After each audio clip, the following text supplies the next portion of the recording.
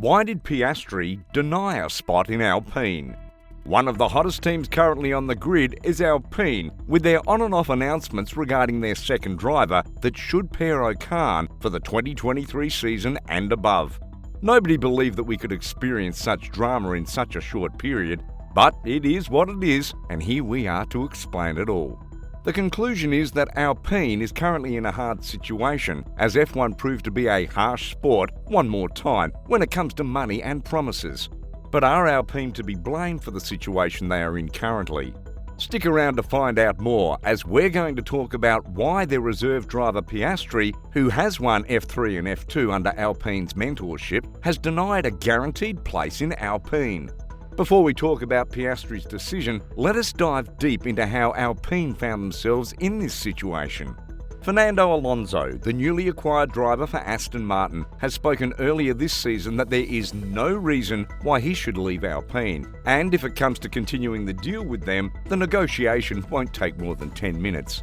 Alonso is set to gain around $20 million this season from the French team, making him one of the highest paid athletes on the grid, along with Hamilton and Verstappen.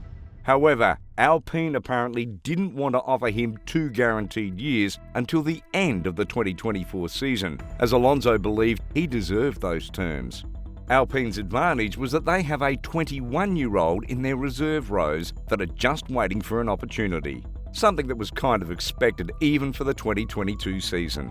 Therefore, the team was juggling their options between keeping Alonso on a 1+1 year and signing Piastri. The deadline to announce Piastri as their driver for the 2023 season was the 31st of July, around the time when Alonso made his bombshell and announced his departure from the team. Apparently, Piastri was told to look for another team with his manager Mark Webber, who is also a Formula F1 driver, because the team believed that Alonso will stay until 2024. One realistic deal was that Piastri will go to Williams to a 2-year loan, pairing up with Albon, as the British manufacturer was set to take Renault's engine from 2023 and above. When Alpine found out that Alonso, and by the way, according to Otmar Safnauer, they found out from the media and not from the driver itself, they were kind of flabbergasted to say the least.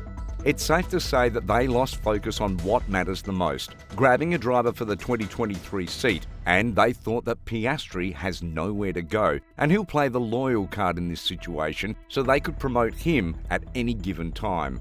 However, Piastri has different plans, as right after the announcement was made, he posted on Twitter that without his permission, Alpine has announced that he'll drive for them.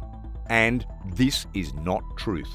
Now, why would a young 21-year-old driver like Piastri deny a place in a team that is currently sitting P4 in the Constructors' Championship? The first thing that comes to mind is that he probably has found a spot in another team.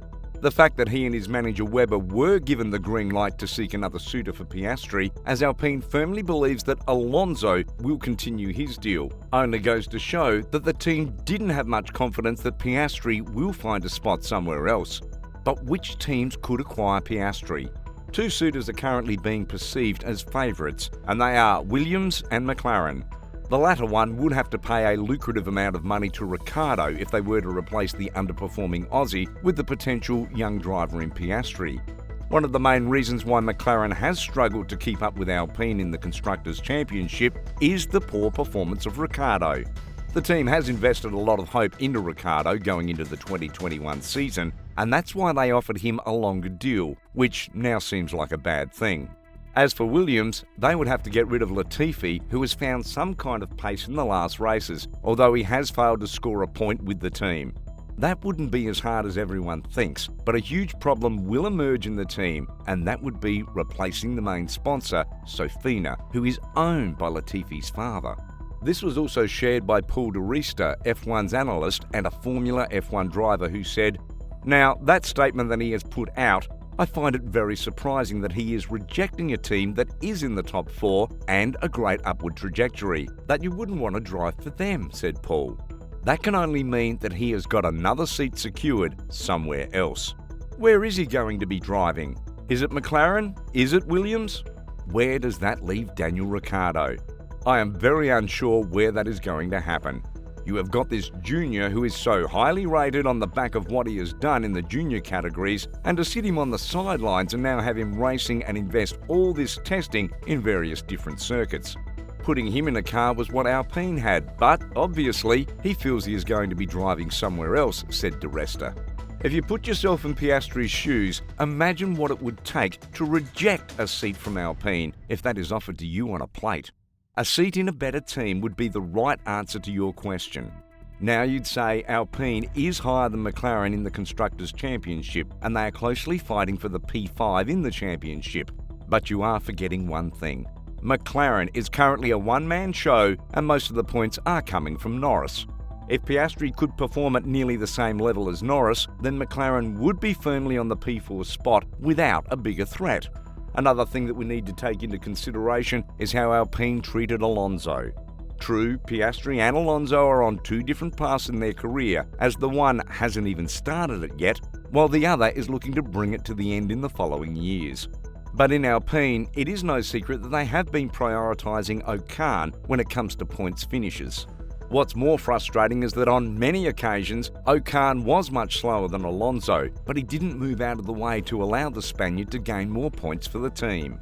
That was the case in Jeddah, and the aggressive defence at the race start in Budapest was also a similar case.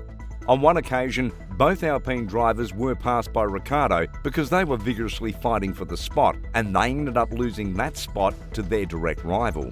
Also, we remember how Alonso defended and risked his race against Hamilton last year in Hungary when Ocon was leading the race. In that same year in Qatar, Alonso also asked his team to tell Ocon to defend like a lion against Perez. And we see how that turned out as Ocon was passed shortly after that message. Piastri is a rookie, and chances of him receiving the preferential treatment over Ocon are slim to none. That wouldn't be the problem if Ocon was driving at the level of Hamilton or Verstappen in Alpine, so that he wouldn't be even in the fight with his teammate. However, with how Ocon is performing, Piastri may have feared about his progress in the French team. Another thing is how Alpine took Piastri for granted, as they didn't pay enough attention to him or his contract, believing that Alonso will continue the deal. Therefore, Piastri was on a mission to find a spot somewhere else. And if he is to kick Ricciardo out of McLaren, then that would mean that Alpine have a lot to regret during the summer break for not paying enough attention to their young talent. All things considered, Alpine are in a tough situation now, and they would likely have to seek talent in F2 if Ricciardo refuses to come to Alpine after he drove there for 2 seasons. For this to happen, Piastri is the first to replace Ricciardo in McLaren, as we are yet to see if the team is willing to get rid of the lucrative deal that they have with Ricciardo to push more in the Constructors' Championship. What do you think is next for Piastri? Do you think that he landed a spot in McLaren or Williams? If he did, what do you think is the next move for Alpine? Let us know in the comments below.